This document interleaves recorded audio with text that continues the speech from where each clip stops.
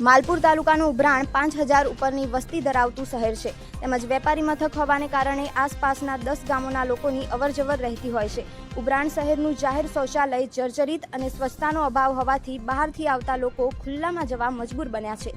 તંત્રની ગંભીર બેદરકારી સામે આવી છે। માલપુર તાલુકાના ઉભરાણ શહેરમાં જાહેર શૌચાલય જર્જરિત અને સ્વચ્છતાનો અભાવ જોવા મળી રહ્યો છે। જર્જરિત શૌચાલયમાં દેશી દારૂની ખાલી પોટલીઓ, વિદેશી દારૂની ખાલી બોટલો જોવા મળી રહી છે।